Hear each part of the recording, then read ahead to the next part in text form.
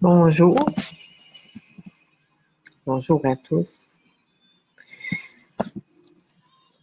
Aujourd'hui, vendredi, ma petite interrogation de la semaine, ma réflexion. Cette semaine, je me disais, comment est-ce que c'est que nos paradigmes sociétaires sont des fois peut-être à l'envers de ce qu'on devrait vibrer, être. Je suis tellement tranquille que j'aimerais juste faire la télépathie avec le troisième œil pour vous partager mes réflexions. Donc, je suis bien tranquille. Aujourd'hui, je vous lance dans le fond l'invitation parce que mes réflexions me portent à peut-être supporter du changement. Le titre de mon petit vidéo, c'est « Va en pénitence dans ta chambre, va réfléchir ». Qui réfléchit après coup? Qui réfléchit avant coup? On est dans une société en ce moment, on va se le rappeler, on est encore en train de dire à nos enfants, puis là, je suis vraiment sans jugement, là, c'est vraiment de l'observation, mais ça se pourrait-tu que va dans ta chambre et va réfléchir soit inversé de sens?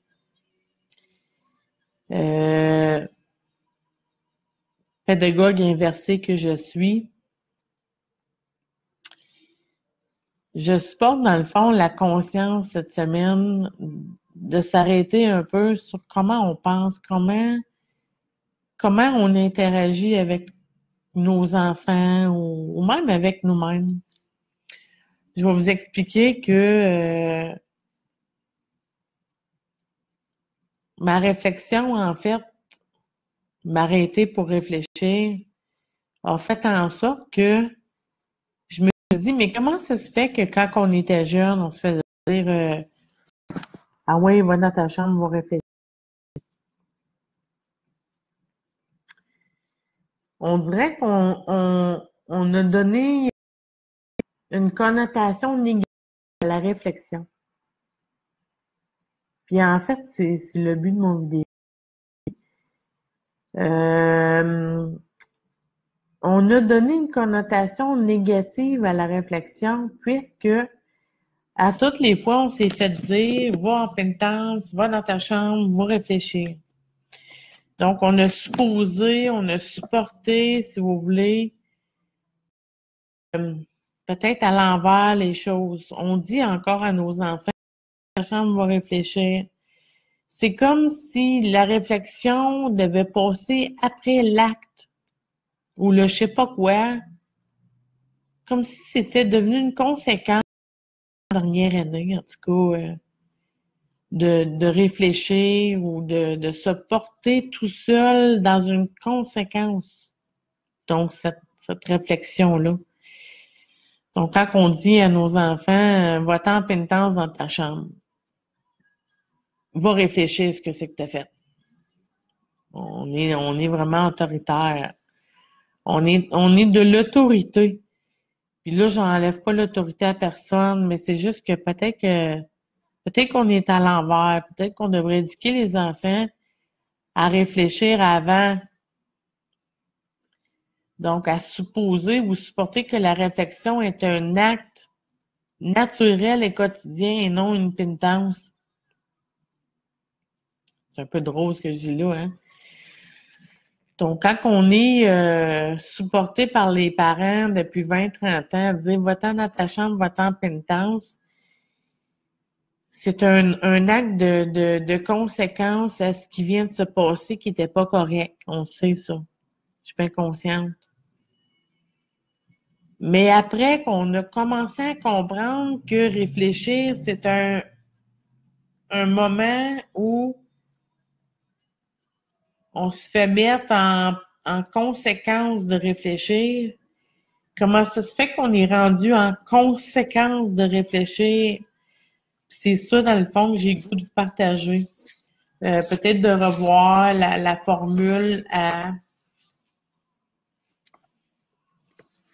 disposer de la réflexion. Donc, méditer veut dire réfléchir.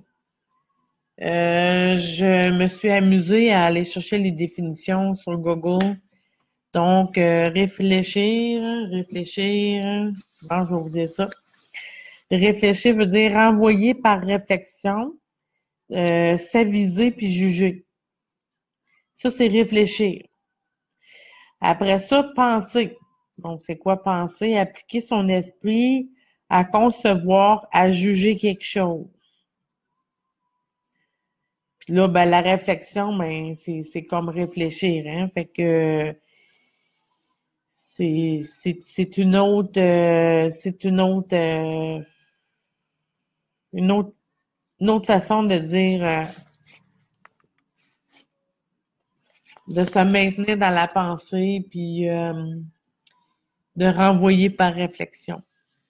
Dans le fond, ça dit pas grand-chose. Ça nous dit pas de nous arrêter pour réfléchir ou peut-être entrer en communication avec nous-mêmes. Donc, quand on met les enfants en pénitence, dans le fond, ce que c'est qu'on souhaite supporter, c'est de les amener à se consulter eux autres mêmes. Fait que la réflexion, c'est nous avec nous-mêmes. Hein? C'est un miroir, comme la réflexion de le miroir. Donc, je pense pas qu'on ait appris nécessairement les choses before, avant, tu sais, qu'après coup. Donc, c'est comme si après coup, il faudrait réfléchir de ce que c'est qu'on vient de faire.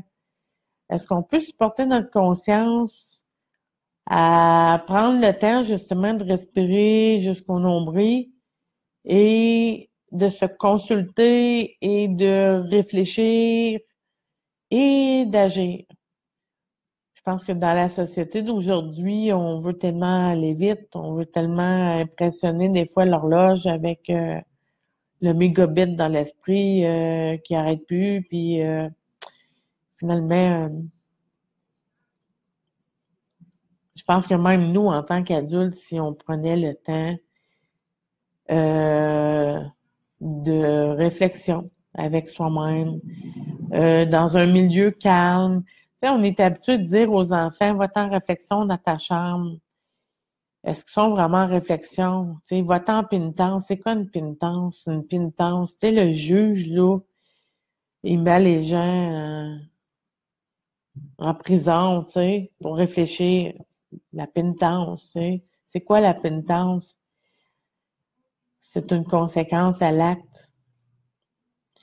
Donc, la pénitence qui est la conséquence de l'acte. Est-ce qu'on peut devenir conscient de ce qu'on fait toutes les fois qu'on fait quelque chose? Mais en fait, moi, je verrais davantage la réflexion avant l'action plutôt qu'après l'action. Je souhaite un beau week-end. J'avais juste le goût, j'ai été inspirée de faire cette petite capsule-là pour supporter peut-être en fin de semaine votre réflexion de comment on peut amener nos enfants à se responsabiliser.